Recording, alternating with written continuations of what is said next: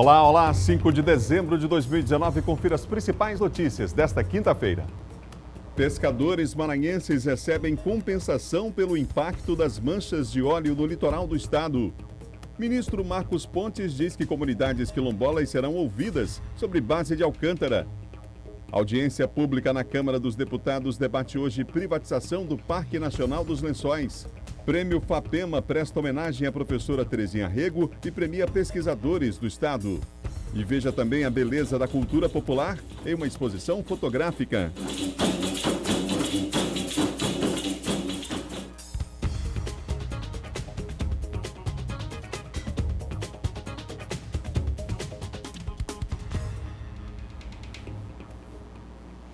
Um ótimo dia para você ligado aqui no Bom Dia, um ótimo dia para você, ótima quinta-feira para você ligado com a gente em todo o estado. São 7 horas da manhã, o dia está só começando. Vamos lá, é hora de se encher de esperança, encarar mais um dia, cada um com o seu desafio, né? Nós aqui, a equipe da TV Difusora está pronta, preparada para levar muita informação para você. Já percebeu aí? Temos muita informação hoje no Bom Dia, mais uma vez, né? Ainda bem. Obrigado mesmo pela audiência, você em todo o estado ligado com a gente aqui na TV Difusora. Daqui a pouco aqui no estúdio eu vou receber o secretário de Estado da Saúde, Carlos Lula, que vai nos falar em especial sobre esse dezembro vermelho. Estamos aí no mês em especial de atenção total em relação a IST/AIDS. Nós vamos falar sobre os números aqui no estado, o crescimento de alguns números nessa área, o que tem sido feito, as estratégias montadas para levar informação às pessoas, para fazer o teste gratuito, o atendimento na rede no estado. Vamos falar sobre esse assunto daqui a pouco no Bom Dia também.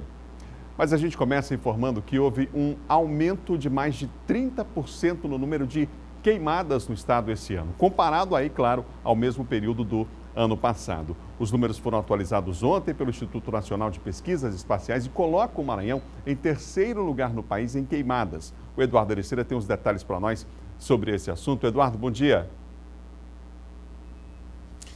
Pois é, Adalberto, um dado ainda preocupante, foi um ano com um grande número de queimadas aí em todo o estado do Maranhão, não só no estado do Maranhão, mas na grande maioria dos estados que compõem principalmente a Amazônia Legal, e o estado do Maranhão aparece aí em terceiro lugar, na terceira posição, segundo o Instituto Nacional de Pesquisas Espaciais, envolvendo a questão de incêndios florestais ao todo neste ano. O balanço foi feito aí de 1º de janeiro até o dia 3 de dezembro, foram registrados 17.153 focos de incêndio, de acordo com o Instituto Nacional de Pesquisas Espaciais. No comparativo com os números do mesmo período do ano passado, houve aumento de 32%.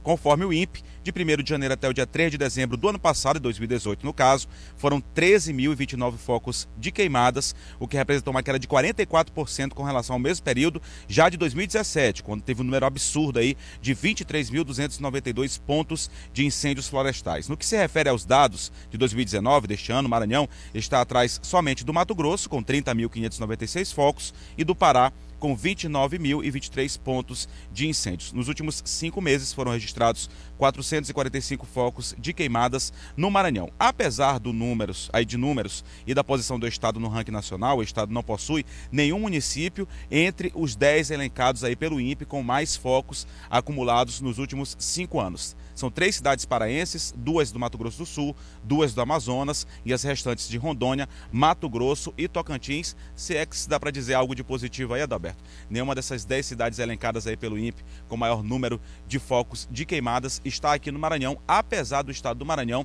neste ano de 2019, ser o terceiro entre os estados brasileiros com maior número de focos de queimadas. A gente lembra que o trabalho continua, houve um trabalho intenso aí que foi intensificado por parte do Corpo de Bombeiros aqui do estado do Maranhão, em parceria aí com o Exército Brasileiro, com o IBAMA, também com instituições que lidam aí no combate às queimadas e prevenção também a queimadas, e esse trabalho continua, claro que com menos rigor agora, já passou o período aí de estiagem, já chove inclusive em alguns municípios maranhenses, mas houve um trabalho muito forte nos primeiros meses do ano, até o mês de agosto, setembro, um trabalho muito forte por parte desses órgãos, e a mobilização continua, esse trabalho continua, caso seja necessário. A gente volta com você, Adalberto.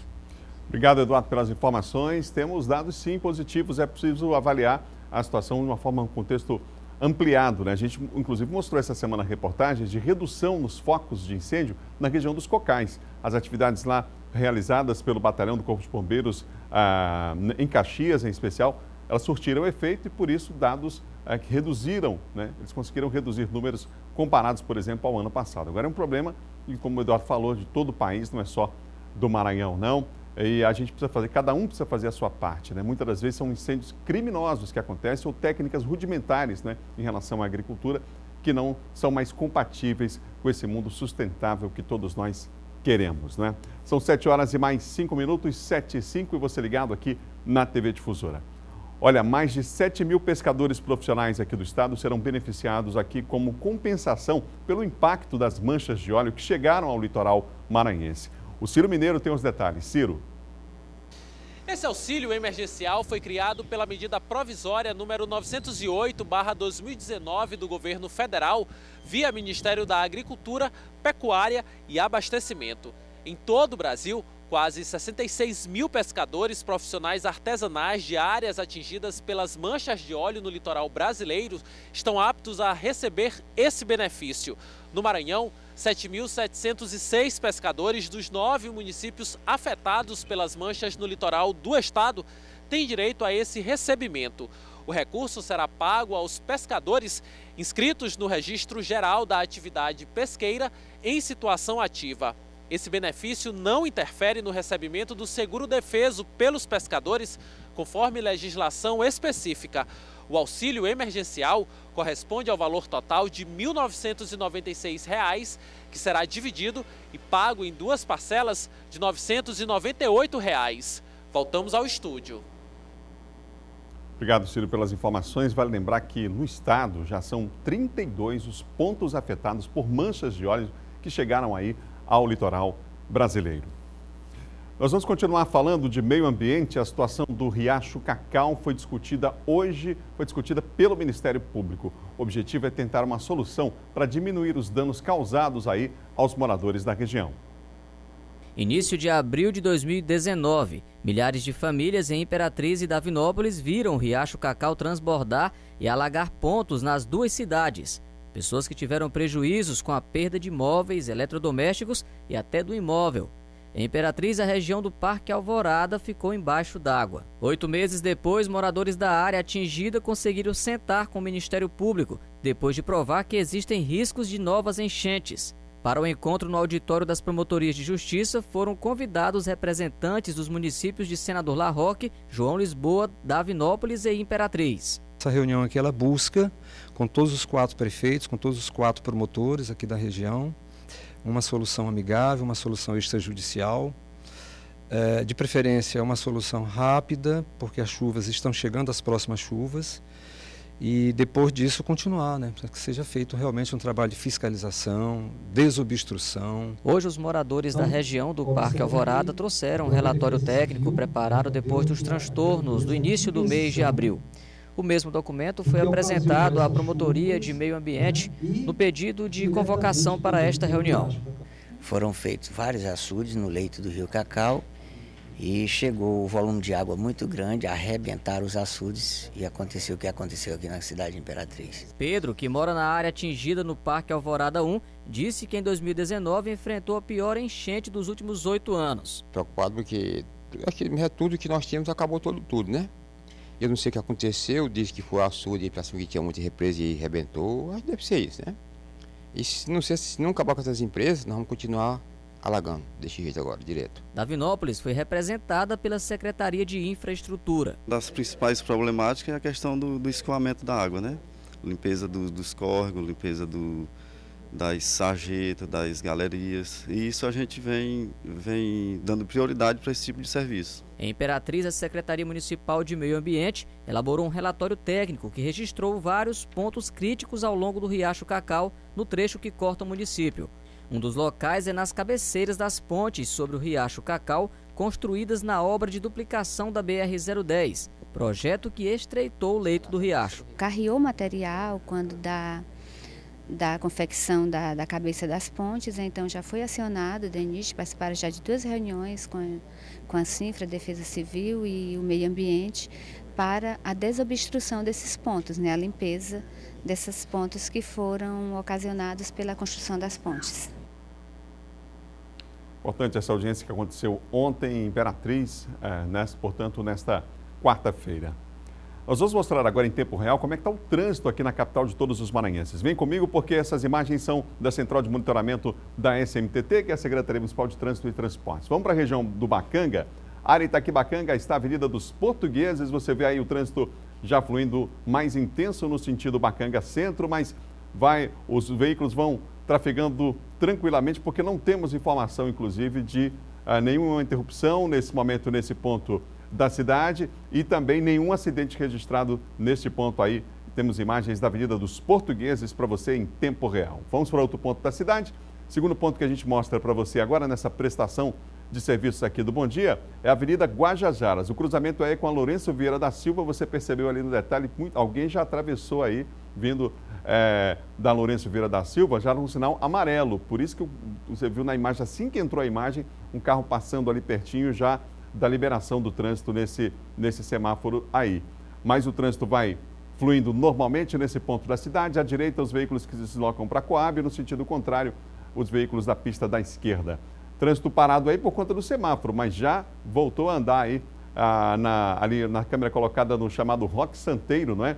Nesse instante nós temos aí o bairro do Bequimão, aí a subida para o Angelim aqui à direita, os veículos que se deslocam da Coab, do Angelim, vêm aqui em especial para o centro, região da Coama também, por isso o fluxo é maior nessa pista que você vê aí do lado esquerdo. Não há também registro de acidentes nesse momento, essa informação que nos chega da SMTT, a Secretaria Municipal de Trânsito e Transportes, por isso o trânsito vai fluindo normalmente, já é esperado esse volume para esse horário. Quarto ponto que a gente mostra para você, você viu aí a Avenida Jerônimo de Albuquerque, agora temos aqui a Carlos Cunha, a Ponte Bandeira Tribuzzi, aí está ao fundo à direita, claro, veículos que se deslocam para o centro em maior número, por isso o volume maior de trânsito aqui, você vê o tráfego nessa pista da direita maior, do lado esquerdo quem vem do centro no sentido Jaracati. Mas, por enquanto, não temos registro de nenhum ponto aí de trânsito parado nesse instante, nesta avenida que é uma das principais aqui da cidade de São Luís. Imagens em tempo real da capital de todos os maranhenses para você ligado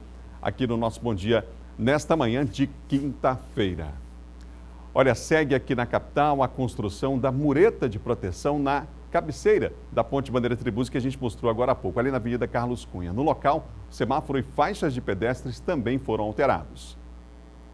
Quase 3 meses depois do acidente que vitimou 5 pessoas na Rua 1 do bairro Jaracati, a Prefeitura de São Luís começou a instalar esta semana a mureta de proteção na lateral direita da Avenida Carlos Cunha. O que parecia ser o fim de um pesadelo ainda está tirando o sono dos moradores. Lá na frente não foi concluído porque tem só um corrimão, não segura carro nenhum. Mais para cá também não foi terminado onde a gente pediu que era para eles botarem. E ainda tem ferro aí, a gente está precisando que eles terminem de botar esses ferros para a gente se sentir mais seguro. Porque final de semana aqui a gente fica preocupado, porque o perigo maior é final de semana. A barreira colocada pela Prefeitura vem até este ponto, um pouco antes da cabeceira da Ponte do Jaracati. O problema é que neste trecho ainda tem moradores que estão desprotegidos lá embaixo. Já teve acidente aqui nesse ponto, inclusive já ficou carro preso aqui, já chegou a vir carro bem aqui na frente dessa casa aqui, entendeu? E eles nunca fizeram essas muretas de proteção. Tanto é que esses pedaços aqui que estão faltando, todos foram arrancados por carros. A Secretaria Municipal de Obras e Serviços Públicos informou que a obra segue em andamento. Confira agora o nosso giro de notícias.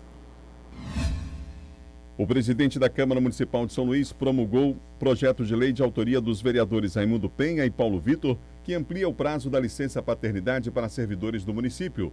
A nova lei adequa a legislação municipal ao que já foi estabelecido nas esferas federal e estadual, ampliando de 5 para 20 dias o benefício para servidores públicos municipais nas situações de nascimento de seu filho ou adoção de criança. Uma apuração de benefícios pagos pelo Instituto Nacional de Seguridade Social verificou indícios de fraude e irregularidades em 261 mil aposentadorias e pensões. A economia estimada com o fim do pagamento desses benefícios é de 336 milhões de reais por mês, ou mais de 4 bilhões de reais por ano. Segundo nota do INSS, os motivos de pagamento irregular mais comuns decorrem de recebimento indevido de benefício assistencial por servidores públicos estaduais e municipais, bem como benefícios pagos a pessoas falecidas e pagamento de benefícios assistenciais pagos a pessoa cuja renda familiar supera o limite legal. A Assembleia Legislativa aprovou por unanimidade o projeto de lei que dispõe, dentre outras medidas, da isenção de IPVA para mototaxistas, motos de até 200 cilindradas e da taxa de renovação de licenciamento de veículo IPVA para taxistas. O projeto de lei recebeu parecer favorável da Comissão de Constituição, Justiça e Cidadania. Em mensagem encaminhada à matéria à apreciação da Assembleia, o governador do estado afirma que as medidas propostas visam incentivar o desenvolvimento social e econômico do Maranhão. Vamos para o intervalo rápido. No próximo bloco, o Silva Alves fala de segurança com destaque para o julgamento do caso Girlene, de um incêndio em um condomínio aqui na capital na noite de ontem, hein? E mais, maior premiação científica do estado acontece na noite de hoje no Teatro Arthur Azevedo. E confira uma entrevista com o secretário de Saúde do estado, Carlos Lula, daqui a pouco, depois do intervalo. São 7 horas e mais 15 minutos. Bom dia, volta já já.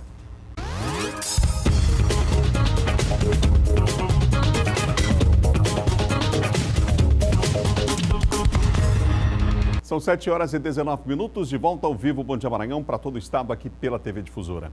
Olha, taxistas e motoristas de aplicativo estão preocupados, com medo, claro, de trabalhar, após a morte de mais um colega de profissão que foi vítima da insegurança. O caso mais recente envolveu a morte de um taxista no último final de semana. No sábado, José Manuel Rebelo Souza, de 61 anos, desapareceu. No domingo, um dia depois do sumiço, o corpo do taxista, que já trabalhava na área há mais de 15 anos, foi encontrado. Os bandidos já foram presos. A polícia chama a atenção não só para casos que resultam na perda da vida por parte dos profissionais, mas também outros tipos de crimes, como assaltos, por exemplo. Nós tivemos casos que, utilizando um aplicativo, as pessoas são levadas para o local e no local acabam sendo vítimas ou autores de um determinado crime.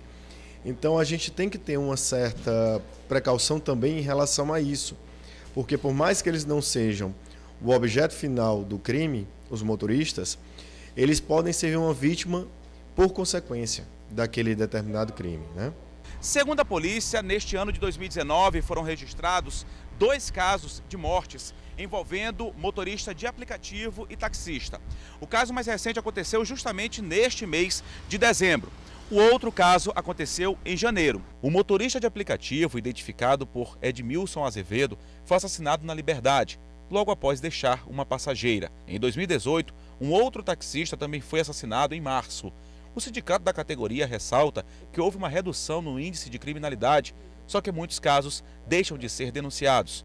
E sugere a abordagem também aos taxistas durante barreiras policiais para coibir crimes. Pare o táxi e reviste o táxi, se tiver com passageiro ou não. Isso é muito importante para nós, principalmente agora no mês de dezembro, que tem esse fluxo de muita gente fazendo compra na cidade. Então é muito bom revistar o táxi. A polícia também orienta taxistas e motoristas de aplicativos. Mantenha um contato com os colegas de profissão o tempo todo. Olha, antes de você pegar uma corrida, você tentar identificar para onde é que você está indo. E quando você souber qual o local que você está indo, você já informar dentro de grupos de WhatsApp, outros grupos que eles possam ter, para tentar inibir um possível roubo, um possível caso de latrocínio. O ano de 2019 já registra o maior número de assaltos a agências bancárias e arrombamentos em relação a 2018. Veja na reportagem de Ciro Mineiro. O último registro foi na cidade de Santa Luzia. Os criminosos explodiram esta agência do Banco do Brasil. Devido à ação, o prédio ficou completamente destruído. De acordo com a Superintendência Estadual de Investigações Criminais, pelo menos 15 homens encapuzados participaram desse crime. A gente pôde ver aí um bando de criminosos, além de explodir a agência, colocou como refém uma série de pessoas, colocando em risco a vida das pessoas, mostrando aí que é um problema grave, que é preciso ser resolvido sob pena da segurança dos clientes, dos usuários e da população em geral está em risco. Segundo o Sindicato dos Bancários do Maranhão, de janeiro até agora foram registrados 2 assaltos a bancos no estado, 22 arrombamentos e 9 tentativas de assaltos e arrombamentos. Em todo o ano passado, foram 3 assaltos, 14 arrombamentos e 4 tentativas de assaltos e arrombamentos. Nós temos visto uma ação de várias quadrilhas interestaduais que vem chegando aqui no Maranhão. Então, provavelmente esse aumento do número de quantidade de crimes tem a ver com a maior incidência de quadrilhas que chegaram aqui no Maranhão e estão praticando esse crime. Nos últimos anos, esse tipo de crime era mais comum no interior do estado, principalmente por conta da vulnerabilidade na segurança. Só que nos últimos meses, agências bancárias da capital também se tornaram alvos dos criminosos. O Sindicato dos Bancários tem exigido dos banqueiros mais proteção para correntistas e bancários. Mas essa mesma cobrança também tem sido feita para os órgãos de segurança pública do Estado. Nós temos cobrado leis que obriguem os bancos a investir mais em segurança, portas giratórias, câmeras de monitoramento, mas é fundamental também que o governo do Estado, através da Polícia Civil, da Polícia Militar, tenham ações mais efetivas na prevenção desse tipo de crime.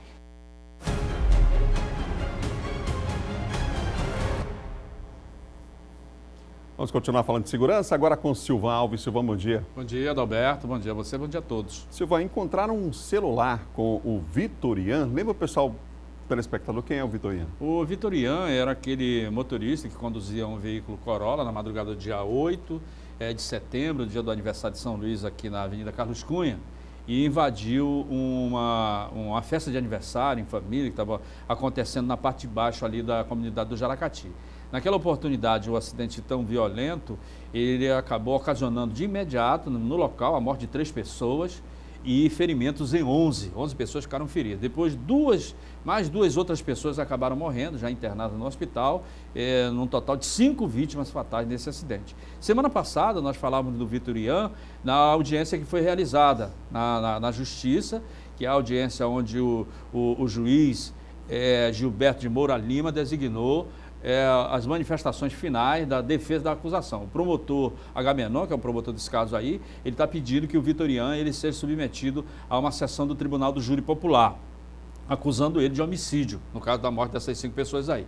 E aí o pessoal que estava de serviço nas últimas horas lá no Complexo Penitenciário São Luís, acabaram localizando um aparelho de telefone celular com o Vitorian, ou seja, ele estava se comunicando direto com o mundo aqui fora, não é o que não pode, pela lei das execuções penais, e evidentemente devem ser aplicadas, a SEAP já abriu um procedimento administrativo para identificar de que forma esse celular chegou às mãos do Vitorian, e ele deve também sofrer as sanções que estão previstas dentro da lei das execuções, da lei das execuções penais, em função de ter sido encontrado com esse aparelho de telefone celular. Né? Exatamente. Silvan, ontem aconteceu um incêndio aqui num prédio aqui da capital, numa área nobre, inclusive, não é? E os moradores ficaram desesperados diante daquela situação, começaram a fazer vídeos sobre o assunto. Quem passava no local também chamava atenção, uma fumaça enorme lá, porque não foi só num apartamento, não. Não. De acordo lá com os próprios moradores, cerca de 4 apartamentos teriam sido atingidos na Torre Norte, desse condomínio, que fica ali na Avenida Mário Andreasa, na área nobre da cidade. E não se sabe ainda, o Corpo de Bombeiros deve fornecer dentro das próximas horas um laudo que deve identificar as causas aí desse incêndio. Há comentários de que uma iluminação desses adereços que são colocados no período do Natal que teria entrado em curto e teria provocado o incêndio, teria começado o incêndio por aí. Mas é claro que isso, depois o laudo vai confirmar ou não. O que houve, Adalberto, que esse condomínio aí é um dos grandes condomínios, são várias torres, né? E aí, o que se viu é que as pessoas tiveram dificuldade na hora de evacuar o local, os moradores em desespero, todo mundo tentando sair por um único local, e aí os próprios moradores congestionaram a entrada e saída de veículos, deu um congestionamento. E isso dificultou até a chegada das viaturas do Corpo de Bombeiros, porque não tinha como passar. Congestionou tudo, os moradores naquela ânsia de ansiedade, pânico, muita gente entrou em pânico, né? E muita gente queria tirar os seus bens, que é no caso os carros, tirar os carros do prédio, e isso acabou gerando uma certa dificuldade, tanto para evacuar o local, quanto também para a entrada do pessoal do Corpo de Bombeiros. Seria bom, viu, Adalberto, que nesses casos aí, os condomínios começassem a se preparar com os moradores para situações como essa. Tem que ter um protocolo para situações como essa, né, Silvan? Hoje a gente vai, inclusive, voltar a falar sobre esse caso, a gente também recebeu imagens de moradores, o Silvan esteve lá no local, inclusive, falando com os moradores, eles dizendo da dificuldade, aconteceu, está pegando fogo aqui no prédio. Se faz o que nessa hora? Né? Sim, a gente é acostumado a ver aqui reportagens, inclusive, no Japão e outros países, onde você tem treinamentos constantes para situações de risco como essa, por exemplo, no metrô e em outros lugares. É preciso seguir um protocolo numa situação como essa para evitar, porque vidas estão aí. Dezenas de pessoas, não é? Todo mundo querendo sair. Eu vi muitas crianças, não é? Criança até com animalzinho, cachorrinho tentando sair, as pessoas apavoradas e sem saber, na realidade, que se percebeu que as pessoas não tinham uma orientação, né, de como eles deveriam proceder e todo mundo sair, né, de forma tranquila para que, inclusive, o próprio socorro pudesse chegar. Fica o alerta aí para outros condomínios também, situações como essa. A gente vai voltar a falar sobre esse assunto aqui no Bom Dia, também no Bandeira 2. Obrigado, Silvan. Ok, Adalberto. Bom dia a você, bom dia a todos. Silvan que apresenta de segunda a sexta, cedinho, 6 da manhã, o Bandeira 2 aqui na TV Difusora. São 7 horas e mais 28 minutos, 7h28, e você ligado aqui na TV Difusora. A gente vai ver agora um projeto muito interessante, que é o projeto Anfitrião Informante. Olha só como que informação e quando o poder público age de forma correta, levando informação e principalmente formação, faz toda a diferença na vida de uma cidade. A intenção é fazer com que os jovens recebam turistas e visitantes em áreas estratégicas e turísticas. Ian mora na região do Centro Histórico de São Luís. O estudante conta que sempre costuma frequentar pontos turísticos da cidade. Daí, o interesse em fazer parte do Informante Anfitrião. Pelo fato de eu já frequentar assim, museu já, pelo fato de eu morar aqui no Centro Histórico, que é repleto de museus, eu tive interesse de participar do projeto. Cassiana também pretende seguir carreira no setor. Viu no projeto uma oportunidade. Eu moro por aqui por perto e a minha avó disse que estava tendo inscrições de jovem aprendiz. Aí é uma boa oportunidade. É uma boa oportunidade. Ao todo, 60 jovens com idades entre 16 e 18 anos participaram do lançamento do programa. Eles vão receber um treinamento e os 20 selecionados uma bolsa incentivo e apoio para as famílias.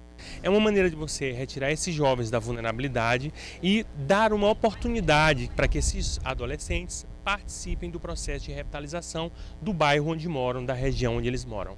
A ação também faz parte do trabalho de revitalização do Centro Histórico da capital. Mais um programa que vem com a Secretaria de Assistência, com a Fundação de Patrimônio e a Secretaria de Turismo. Então, nós estamos capacitando jovens que moram no entorno aqui do Centro Histórico. E esse jovem é para ser anfitrião. Um bom anfitrião. Anfitrião todos nós somos, mas um bom anfitrião. Receber bem o turista, dar informação do local onde ele vai ficar. Aqui no estúdio do Bom Dia, eu recebo agora o secretário de Estado da Saúde, Carlos Lula. Secretário, bom dia. Bom dia. Secretário, vamos começar falando sobre esse dezembro vermelho que chama a atenção. A gente tem percebido os números aí alarmantes. O cuidado todo é necessário para a informação. Há um número crescente ainda de pessoas, de jovens ainda, né, que não viveram, digamos aqui, aquela geração em relação à AIDS, que viu de perto, né, vários artistas, cantores, enfim, que pegaram aquela fase, digamos assim, inicial, né, onde faltava muita informação, acesso também a tratamento, e hoje a gente vive um momento diferenciado. Mesmo assim, com uma certa redução, e até em São Luís essa semana a gente viu aqui o assunto, a doença ainda sob controle ali, você tendo esse controle, ainda há necessidade da informação e do acesso dessas pessoas aos tratamentos. Os números do Maranhão são alarmantes. E o que tem sido feito para mudar essa realidade? Adalberto, essa nossa preocupação é em relação não só ao Maranhão, mas em relação ao Brasil. Os números do Brasil são alarmantes. Essa juventude, a geração que vem depois dos anos 80, que já convive com a AIDS. A AIDS, a gente deve lembrar, para quem nasceu nos anos 80, para quem viu Renato Russo, para quem viu Cazuza, para quem viu poetas morrerem com a doença, ter o vírus da AIDS era praticamente uma sentença de morte. À época, a gente não sabia como proceder, não sabia a medicação. Hoje a gente vive um momento completamente distinto. É possível conviver com o vírus, ter qualidade de vida com ele, conviver por longo período. E isso tirou da nossa juventude, por incrível que pareça, em vez de fortalecer a prevenção, ela na verdade tirou o receio e acabou que a gente teve uma explosão no Brasil nos últimos anos, não só de AIDS, mas também de sífilis. Então o Dezembro Vermelho, ele é voltado dessa vez sobretudo para a juventude, o público de 14 até 29 anos, para dizer assim, olha, a prevenção ela é combinada. Ter relação sexual com preservativo, ela cuida não só para que a gente evite a propagação do vírus, mas também evite outras doenças sexualmente transmissíveis. Esse cuidado com a juventude, a gente falar com a juventude de novo, fazer entender, e talvez não seja o medo, porque de fato hoje a gente tem talvez o melhor programa de combate à AIDS no mundo, a gente tem no Brasil. A gente tem os medicamentos de ponta que permitem que a gente tenha qualidade de vida desse paciente. Mas o que a gente quer é evitar a propagação do vírus, sobretudo de sífilis. Se a gente for olhar nossos números de sífilis e números de sífilis congênitas, de bebês que nascem com sífilis em nossas maternidades, é um número absurdo que tem aumentado ano após ano. Sobretudo porque a nossa juventude deixou de usar o preservativo, que é gratuito, você pode pegar em qualquer UBS, pode pegar na Secretaria de Saúde, a gente faz essa distribuição o ano inteiro, né? Não tem essa desculpa de dizer assim, eu não tenho como ter acesso, porque a gente faz essa distribuição, mas infelizmente a juventude tem resistido em utilizar o preservativo nas relações sexuais, o que é um erro.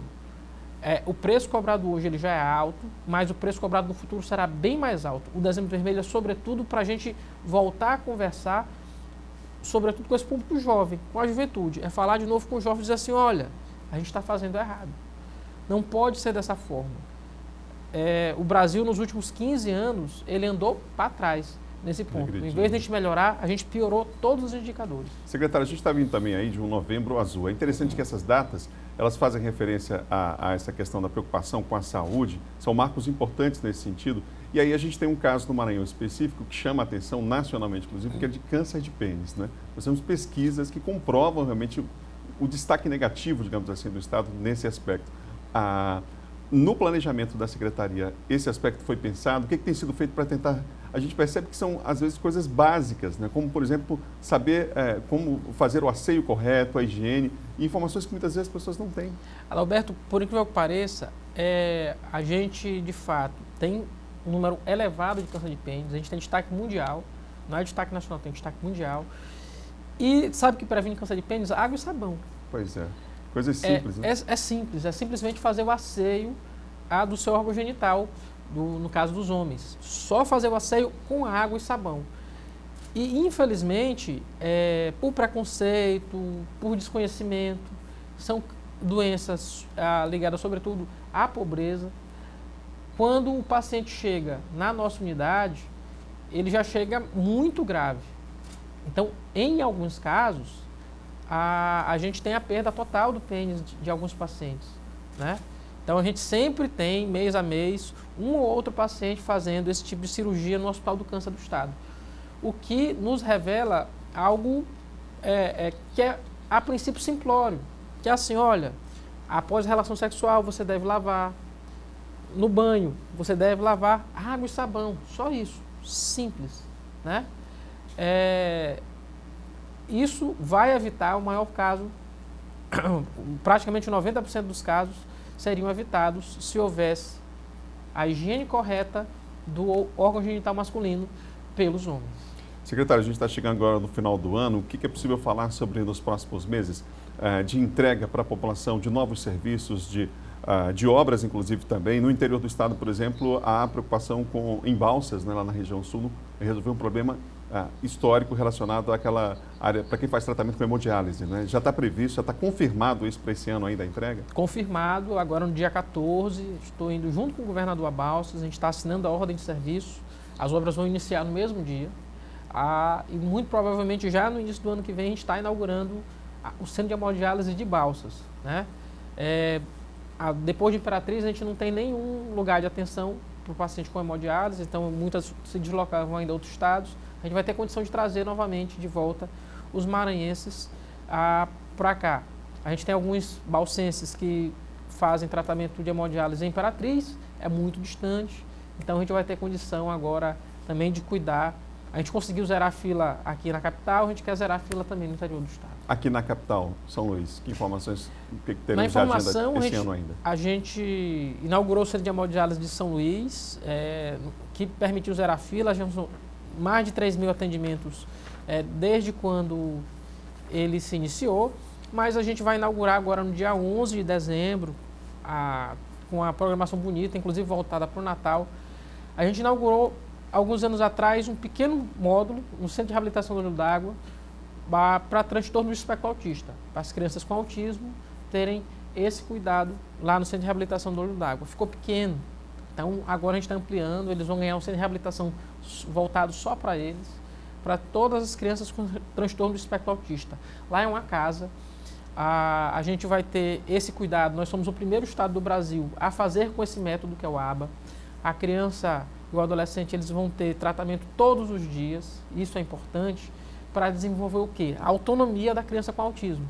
Lá, como vai ser uma casa, vai ter um quarto, vai ter uma cozinha, vai ter um quintal, e eles vão, dentro desse cotidiano, desse dia a dia, desenvolver essa autonomia para poder se vestir, para poder saber cozinhar, para poder saber viver numa casa mesmo com transtorno do espectro autista, em alguns casos mais elevado, em outros mais a menos, mas de toda sorte, essas crianças vão ter esse cuidado a partir de agora, com a inauguração no dia 11. Vão ser assistidas, no bairro do Olho d'Água. No bairro do Olho d'Água. Obrigado, secretário, pela entrevista aqui no Bom Dia Maranhão. Eu que agradeço. Vai ser entregue hoje a maior premiação do Estado na área científica. O prêmio FAPEMA também presta justa homenagem à professora Terezinha Rego. Quem tem os detalhes está lá no local do evento, o Eduardo Ericeira. Eduardo. Pois é, Adalberto, premiação acontecendo aqui no Teatro Arthur Azevedo a partir das 19 horas, portanto a partir das 7 horas da noite desta quinta-feira. Eu estou ao lado aqui do João Batista Botentuí Júnior, que é diretor científico da FAPEMA, que vai falar mais sobre essa importante premiação que acontece hoje aqui em São Luís, para as pessoas que trabalham com pesquisa científica, que fazem ciência aqui no estado do Maranhão. João Batista, um prêmio já conhecido, como o Adalberto falou, sempre homenageando uma pessoa importante, um nome importante da ciência. Dessa vez, a homenagem deste ano é o Prêmio FAPEMA 2019, Terezinha Rego, principalmente pela importância do trabalho dela nessa questão no ramo fitoterápico, que é conhecido até mundialmente, né? Muito bom dia, obrigado pela sua presença. Obrigado. Então, chegamos em 2019, a 15ª edição dessa premiação, e esse ano, como você falou, a professora Terezinha Rego será o nome homenageado, e hoje convidamos todos para às 19 horas se fazerem presente aqui no Teatro Arthur Azevedo para a cerimônia de premiação. Essa premiação que ela é tradicional, né, que já estimula aí os pesquisadores, as pesquisas científicas, desde pessoas que já trabalham há muito tempo com pesquisa científica, até jovens que ingressaram há pouco tempo, que começaram a trabalhar há pouco tempo com essas pesquisas científicas, não é isso? Exatamente, são 9 categorias que serão agraciadas hoje à noite, que vai desde o pesquisador júnior, aluno de ensino médio, até o pesquisador sênior, passando também por algumas categorias especiais, como é o caso do jornalismo científico e também do Pop Video Ciências, que convidamos a todos a participarem, que as votações ainda estão abertas a essa categoria e só encerra no início da premiação. São 3 vídeos, basta acessar o site da FAPEMA, escolher o seu e premiar o melhor vídeo relacionado ao Pop Video Ciência. É uma forma de estimular a pesquisa científica, o trabalho científico no Estado? Com certeza, é uma motivação a mais para que os nossos pesquisadores possam continuar realizando estudos e dando contribuições aí à universidade e à sociedade em todas as áreas do conhecimento. Qual a importância que se tem nessa pesquisa científica, de fazer esse trabalho científico nas mais diversas áreas? João Batista, qual a importância que isso tem para o Estado, na vida das pessoas? Bom, as pesquisas elas são fundamentais. Através delas, soluções são criadas, medicamentos e várias outras propostas são entregues à sociedade através do resultado dessas pesquisas. Então, só para reforçar, o evento acontecendo hoje às 7 horas da noite no Teatro Arthur Azevedo. Quem deve participar? Como é que foi o planejamento para esse Prêmio FAPEMA 2019? A partir das 19h30, a partir das 19 horas aqui no Teatro Arthur Azevedo será a entrega dos prêmios nas várias categorias e os participantes estarão todos aqui para receber seus reconhecimentos. Pesquisadores, estudantes, estarão todos aqui presentes. Okay, obrigado. Entrevistamos aqui o João Batista Botentuí Júnior, que é diretor científico da FAPEMA. A gente volta no estúdio com você, Adalberto. Obrigado, Eduardo, a você, o nosso entrevistado também. Prêmio importante esse de valorização da ciência, gente. Está mais nesses tempos aí de cada vez dificuldades aí que o país inteiro atravessa em relação ao investimento nessa área fundamental para o crescimento, né? Ciência e tecnologia. No próximo bloco, audiências na Câmara dos Deputados debatem situação das comunidades de Alcântara com acordo para uso da base e ainda privatização do Parque Nacional dos Lençóis. Uma audiência aconteceu ontem, a outra hoje. A gente vai ter os detalhes já já. E mais, veja também a beleza da cultura popular em uma exposição fotográfica aqui na capital. São 7 horas e mais 42 minutos, nós voltamos já.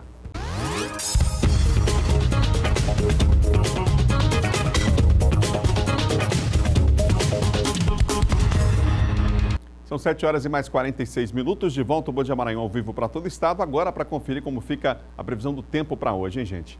3 cidades do nosso mapa, São Luís, Imperatriz e Caxias. Na capital maranhense, tempo parcialmente nublado, a possibilidade de chuvisco. Aliás, não teve chuvisco aí já na madrugada hoje, hein? Mínima de 26, máxima de 30 graus. Em Imperatriz, predomínio de bom tempo hoje, temperatura lá em cima, mínima 23, máxima 36 graus. Se achou quente? Em Caxias hoje, predomínio de bom tempo, a mínima 21, agora a máxima 38 graus, né? Está muito quente e abafado em todo o estado, essa é praticamente a previsão para esta quinta-feira. Vamos mudar de assunto? 4 comissões da Câmara se reuniram para ouvir o ministro da Ciência e Tecnologia, Marcos Pontes, lá em Brasília, sobre a possibilidade de remoção de quilombolas de Alcântara aqui no estado do Maranhão. Depois que o acordo entre Brasil e Estados Unidos foi aprovado, em novembro começa a ser implantado. Confira a reportagem da TV Câmara. O acordo entre Brasil e Estados Unidos, que vai permitir aos norte-americanos lançar foguetes e satélites da base de Alcântara, no Maranhão, foi aprovado no Congresso Nacional em novembro. Menos de um mês depois, em audiência pública aqui na Câmara, a deputada Luísa Erundina quis saber do ministro da Ciência e Tecnologia por que o governo se apressou em aprovar o pacto. Essa comissão não foi ouvida e ela é uma comissão de mérito, assim como a Comissão de Constituição e Justiça e Cidadania também não foi ouvida. Somente a Comissão de Relações Exteriores e Defesa Nacional é que apreciou a matéria, analisou, deu parecer e a partir daí foi diretamente para plenário e numa dinâmica bastante acelerada, o acordo foi aprovado na Câmara e no Senado e passou à fase de implantação. A deputada Luísa Erundina também perguntou ao ministro mais detalhes sobre um grupo de trabalho com participação de 11 ministérios que já estaria em funcionamento e estudando maneiras de ampliar a base de lançamento. Com o aumento da área do centro, seria necessário a retirada de 350 famílias de quilombolas da região. Os quilombolas não foram consultados, atendidos, informados em nenhum momento desse processo. Portanto, há um vazio de participação e há um vazio de cumprimento de normas jurídicas legais, inclusive com organismos internacionais, como é o caso da Convenção 169 da OIT. Ele diz assim: ao aplicar as disposições da presente convenção, os governos deverão consultar os povos interessados mediante procedimentos apropriados e, particularmente, através de suas instituições representativas, cada vez que sejam previstas medidas legislativas ou administrativas suscetíveis de afetá-las diretamente. O ministro de Ciência e Tecnologia disse que o acordo entre Brasil e Estados Unidos entra agora na segunda fase. Estimo durar um ano, que eu acho que é um tempo razoável para se conversar, para achar soluções em conjunto, né? Aí sim é a fase de discussão de todas essas questões colocadas que tem a ver com as populações, tem a ver com as melhorias, tem a ver com a infraestrutura. O GT ele foi instituído em agosto já para começar a pensar de maneira preliminar e colocar em conjunto várias pessoas para participar, já para a gente ter um ponto de partida nas nossas discussões. Mas aquilo ali é um mapa inicial que vai ser discutido. De novo, a gente vai ter o ano de 2020 inteirinho para discutir. Isso é importante ressaltar. Um outro ponto da audiência foi a possibilidade de fusão entre a CAPES, que é a Coordenação de Aperfeiçoamento de Pessoal de Nível Superior, e o CNPq, o Conselho Nacional de Desenvolvimento, o Conselho Nacional de Desenvolvimento de Pesquisas, né, o CNPq. Mas, segundo o ministro, Desenvolvimento Científico e Tecnológico, segundo o ministro, ele defendeu que esses órgãos devem permanecer separados. Bom, e por falar em audiência pública, a privatização do Parque Nacional dos Lençóis será tema de debate hoje em Brasília. Quem tem os detalhes para nós é Eduardo Ereceira. Eduardo. Pois é, Adalberto, a audiência acontece nesta quinta-feira, a partir das 9 horas da manhã, pelo menos essa é a previsão, no plenário 8, justamente para discutir a gestão do Parque Nacional dos Lençóis Maranhenses, o debate sobre a gestão desse Parque dos Lençóis Maranhenses, que fica aqui no estado do Maranhão, uma proposta de 2 deputados do PSB, um inclusive aqui do estado do Maranhão, o Bira do Pindaré, que é do PSB aqui do Maranhão, e também proposta aí do deputado Camilo Capiberibe, que é do PSB do Amapá. O debate aí atende o requerimento dos deputados. Para eles é preciso aprofundar o debate sobre os impactos sociais, econômicos e ambientais da privatização. Os parlamentares ressaltam que em seus 155 mil hectares, o parque abriga ecossistemas diversos e frágeis como a Restinga e o Manguezal, e um campo de dunas que ocupa 2/3 da área total da unidade e é o principal atrativo devido às lagoas que se formam no período chuvoso na região.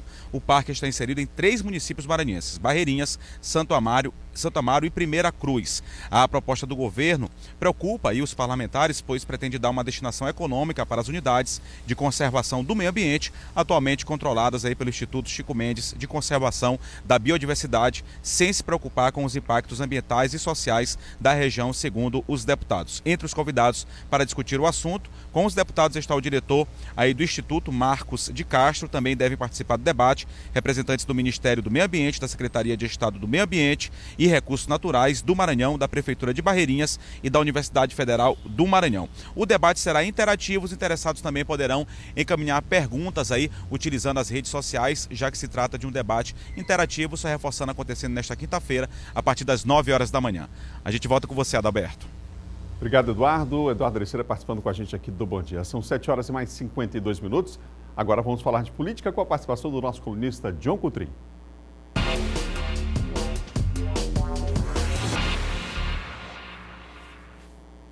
Olá, John, bom dia para você. Bom dia, Adalberto, bom dia a todos. A gente começa falando sobre o Kleber Verde, que vai tirar uma licença e foi substituído lá na Câmara Federal, John. Exatamente, o Kleber Verde tira licença, né? Kleber Verde do PRB, Kleber Verde tira licença e assume o doutor Gonçalo, né? Doutor Gonçalo, que é irmão do prefeito de Santa Rita, Hilton Gonçalo, ele assume, portanto, aí na vaga do Kleber Verde. Nesse período, né, o Kleber Verde se licenciou para tratamento de saúde e, portanto, o doutor Gonçalo, conhecido como Elizabeth Gonçalo, mas na Câmara vai ser chamado doutor Gonçalo, portanto, assume este período. O que acontece, Adalberto? O grupo do Hilton Gonçalo, que tem aí, ele é prefeito, né, lá de Santa Rita, a esposa é prefeita de Bacabeira, e ainda tem um irmão que é prefeito de Bastos Bons, também tem aqui na Assembleia Legislativa, né, também um outro irmão, que é também deputado estadual, e aí o doutor Gonçalo, portanto, também assumindo lá na Câmara Federal. Portanto, é um grupo aí do Hilton muito forte, que está se juntando ao grupo político também do vice-governador Carlos Brandão. É bem provável que eles se filiem ao PRB, ou seja, o PRB do vice-governador Carlos Brandão. Portanto, aí é um grupo que está se formando, tendo em vista já até as eleições, não só em 2020, mas em 2022 também, já que o Carlos Brandão é pretenso candidato a governador. Então, aí um grupo se formando, aí tendo o Hilton Gonçalo se unindo aí também com o vice-governador Carlos Brandão e assumindo aí o doutor Gonçalo, portanto, neste período na Câmara Federal. João, infelizmente a gente vai mostrar aqui mais algumas cenas de debates nada republicanos. Dessa vez a confusão foi lá em São Paulo, na Assembleia Legislativa? Isso, lá na LESP, o deputado ali, né, presente na sessão, Arthur Duval, né, o deputado Arthur Duval estava ali num pronunciamento, tendo em vista o seguinte, a votação de um projeto, né, da reforma da Previdência Estadual, lá em São Paulo. E, de repente, o deputado chamou, né, alguns sindicalistas, membros do PT e do PSOL de vagabundos, né? E aí, claro, acabou em tumulto e muita confusão. Tem imagem, vamos acompanhar aí a imagem do vídeo. Bando de vagabundo! Bando de vagabundo! Ah, ficou ofendidinho? Você vai fazer o quê? Vai fazer o quê? Vem aqui! Gostaria de chamar a polícia militar. Gostaria de chamar a polícia militar que proteja o deputado.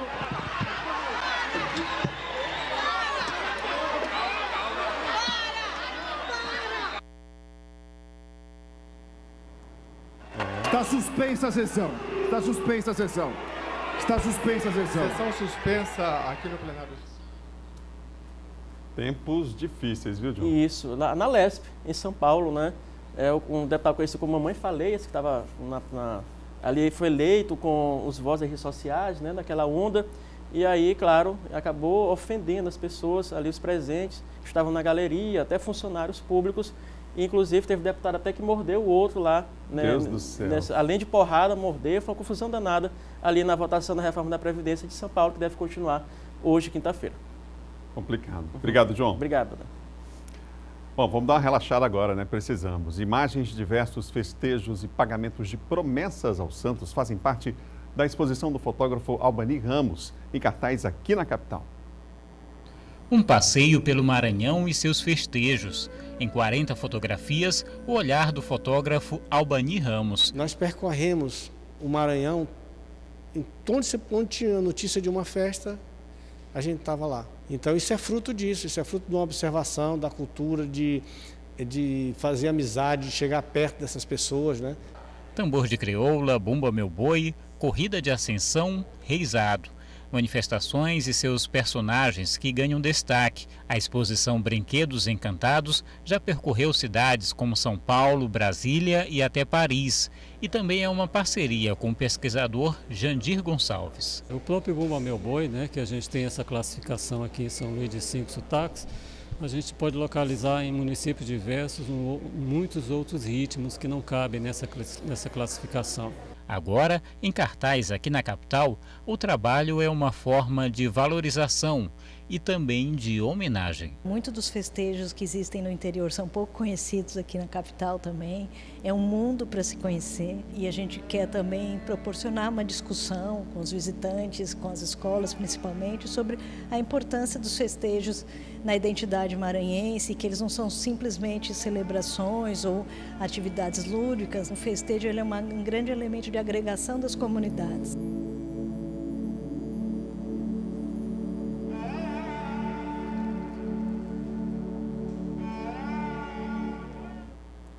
Belas imagens, e com essas imagens da beleza da nossa cultura, dos nossos festejos, das manifestações populares, a gente encerra o Bom Dia de hoje, prometendo voltar amanhã às 7 da manhã, hein? Outras notícias você confere no portal MA10. Vem aí o primeiro impacto, é com essas imagens dessa bela exposição aqui na capital que a gente encerra o Bom Dia de hoje. Tchau, tchau, até amanhã.